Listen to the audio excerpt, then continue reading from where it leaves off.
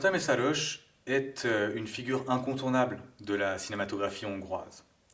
Pourtant, mariée pendant près de 10 ans au cinéaste Miklós Jancsó, elle reste jusqu'à aujourd'hui dans l'ombre du nouveau cinéma hongrois. Ce mouvement naît au début des années 60 sous l'impulsion d'une génération de cinéastes dont les œuvres trouvent un écho extrêmement favorable à l'échelle internationale. On pense, parmi les cinéastes qui font partie de ce mouvement, à István Gál, à András Kovács, à Ferenc Kósa, à István Szabó et bien d'autres.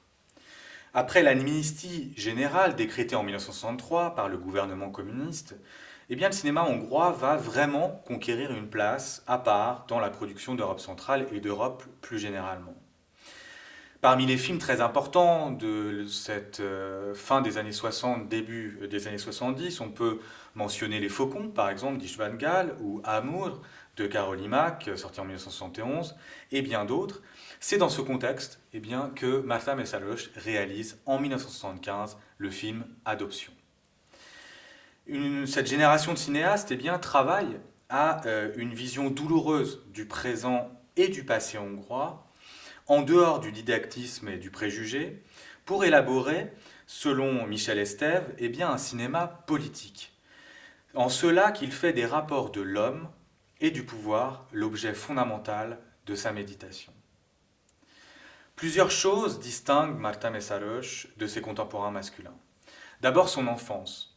Elle est la fille d'un des très grands sculpteurs de sa génération hongrois qui, fuyant pour des raisons idéologiques la Hongrie collaborationniste de Miklós Horthy en 1938, eh bien, sera malheureusement en Union soviétique, là où il trouve refuge, victime des purges staliniennes. Laissant donc Marta Mészáros seule et orpheline. Son parcours de cinéaste également est très distinct par rapport à ses homologues masculins. Pourquoi ? Parce qu'elle a commencé à faire du documentaire avant de s'adonner à l'activité en fiction, ce qui la rapproche d'ailleurs d'un cinéaste polonais de la même période, Krzysztof Kieślowski, qui lui aussi eh bien, élabore au début des années 70 ses premières fictions. Et d'ailleurs, il y a une sorte de rapprochement esthétique entre ces deux cinéastes. Mais c'est l'intérêt pour la féminité qui distingue particulièrement le cinéma de Marta Mészáros. Ce n'est pas seulement des personnages de femmes dont il est question dans son cinéma, mais des problématiques à la fois pratiques et philosophiques rencontrées intimement par les femmes, mettant en jeu des décisions fondamentales rattachées à l'amour, au mariage ou à la procréation. La question centrale de son cinéma est celui de la famille, de sa composition et éventuellement de sa décomposition.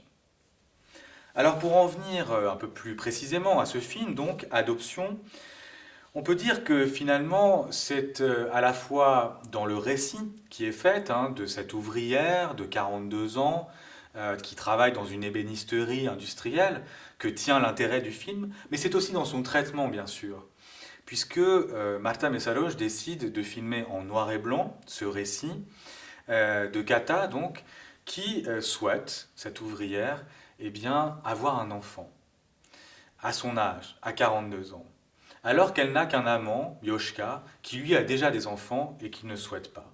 La question du consentement est donc cruciale dans le film.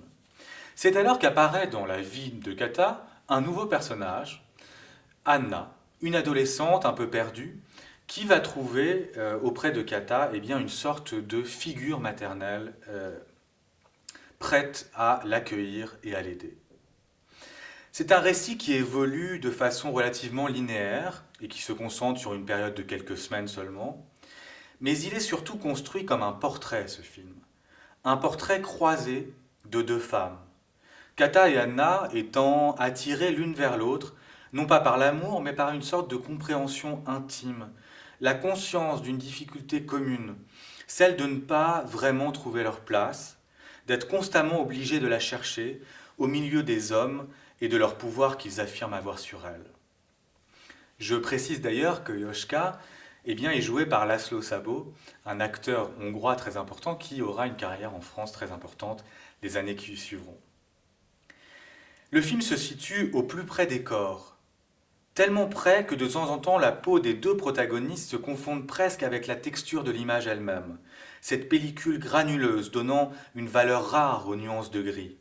Il y a cette séquence de douche qui revient dans le film comme un leitmotiv et qu'on pense d'abord renvoyer à Kata, le personnage principal, alors qu'en réalité il s'agit du corps d'Anna, un corps qui sous l'eau de la douche exulte d'un plaisir banal, quotidien, loin des difficultés qu'attendent les femmes hors de l'espace privé. On voit à un autre moment du film Kata se faire jeter de l'eau sur la figure pour en retirer les poussières de bois accumulées sur les cheveux et le visage, un rappel encore de ce plaisir banal et quotidien venant clore une journée de dur labeur à l'usine. Mais la vraie force du film réside dans l'étrange chaleur qui émane parfois de la vision lucide et franche que la cinéaste pose sur son personnage principal, qui semble un double d'ailleurs de ce cinéaste, de la cinéaste, pardon, de par son âge et de par son apparence. On ressent cette chaleur nous étreindre de temps en temps et rompre avec la surface blafarde et morne, voire lugubre, de cette réalité si finement rapportée. Il ne faut pas s'en tenir aux apparences. Telle semble l'idée à tirer de cette œuvre atypique. Et plutôt, il faut chercher la vérité qui advient d'un regard lorsqu'on apprend à se familiariser avec lui. Il y a sans doute quelque chose de sociologique, d'autobiographique, de psychologique, mais surtout d'éthique dans le rapport qu'entretient Marta Messaroche au personnage qu'elle filme. Pour reprendre le mot de Jean-Pierre Jancola, et qu'on place assez rarement à côté d'une démarche filmique, on pourrait même dire que le cinéma de Marta Messaroche a quelque chose de digne, et je rajouterais de furieusement digne. Bonne séance à toutes et à tous.